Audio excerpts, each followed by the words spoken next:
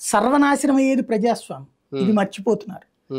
ఎవరు తప్పు చేసినా తప్పుని తప్పని మాట్లాడాలా. ఒకవేళ పొరపాటున తప్పు జరిగితే ఆ తప్పుని సరిదిద్దుకోవడం మీద ఆలోచించాలి.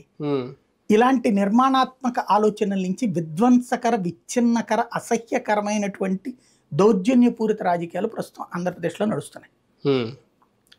సందేశం, సంకేతం కూడా అహంకారపూరితంగానే ఉంటుంది, ఆలోచన రాహిత్యంతోనే ఉంటుంది. ఫర్ ఎగ్జాంపుల్, క్రిందటిసారి జగన్ ప్రజావేదిక కూల్చినప్పుడు మనం డిబేట్ చేసి మనం మాట్లాడుకున్నది కూడా ఎందుకు ఆవేశం ఎందుకు, అది ప్రజా వేదిక అనేటటువంటిది కట్టకి లోపల కట్టడం తప్పు, చట్ట ప్రకారం తప్పు. అంతే. అది కట్టకూడదని ఆ పైన ఉన్నటువంటి నిర్మాణాల గురించి దేవినేని ఉమా ఇరిగేషన్ మంత్రిగా ఉండి స్వయంగా మీడియాని తీసుకెళ్లి చూపెట్టాడు ఏం అక్రమ కట్టడాలు కట్ట లోపల ఉన్నాయన్నది.